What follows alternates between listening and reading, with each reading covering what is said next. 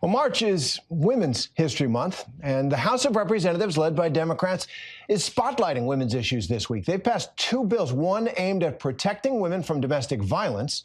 The other bill is aimed at enshrining women's rights in the Constitution with the Equal Rights Amendment. At the center of both those fights is Congresswoman Jackie Speier, Democrat of California.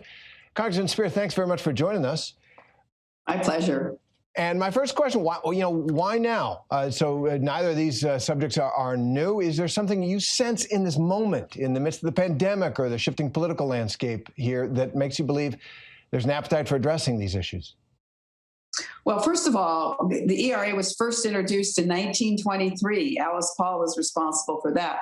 The Violence Against Women Act was the product of then Senator Biden in 1994. So both of these measures have been around for a long time. And the Violence Against Women Act has been passed numerous times by bipartisan support.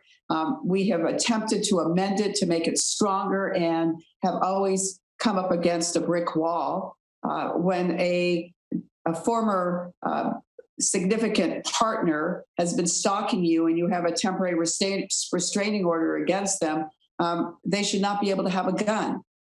When you have been assaulted on Indian country property, you should be charged and have to stand trial in Indian country. When you are the victim of revenge porn, it should be a crime, and we should deal with it as a crime across the country. So that's Violence Against Women Act. In terms of the Equal Rights Amendment, we have been trying to get this passed now for almost a century.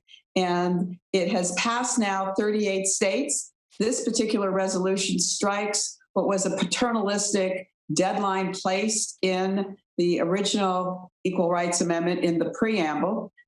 It was extended once, and we have decided it's time to strike it. There's no requirement in Article 5 of the Constitution that there be a timeline. In fact, it's silent, which would argue against having a timeline at all.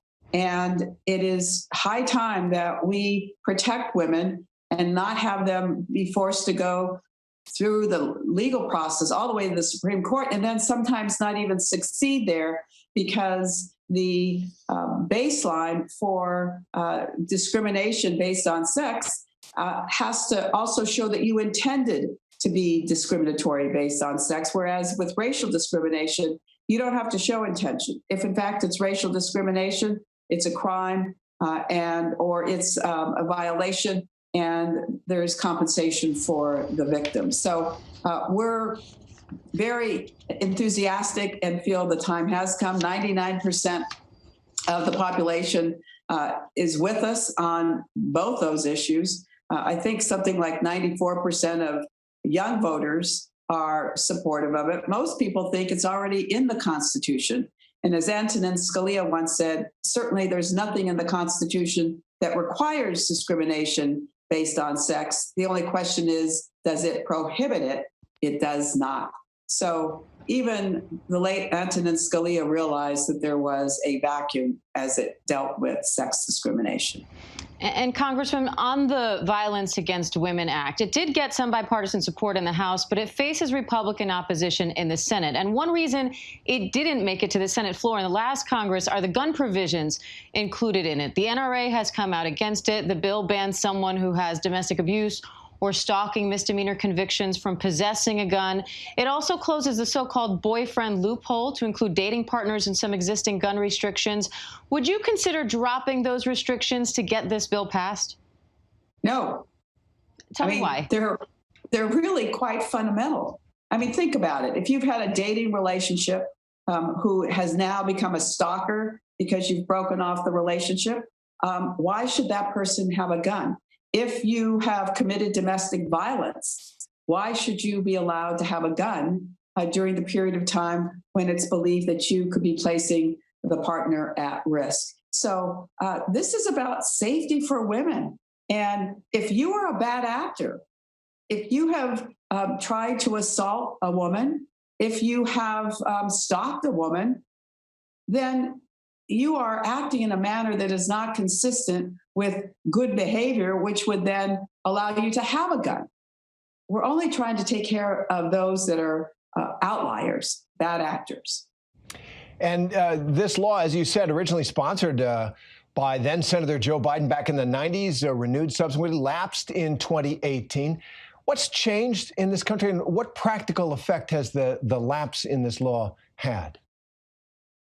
Well, we haven't been able to expand it to these other areas that we're very concerned about. The actual funding for violence against women continues, but in terms of enhancing it, we have not been successful in doing that. I think anyone who's been a victim, for instance, of revenge porn, whose career has been sabotaged, whose life is really at stake, recognizes how important it is to finally create a crime for that kind of conduct, where you have placed nude pictures of someone without their consent online.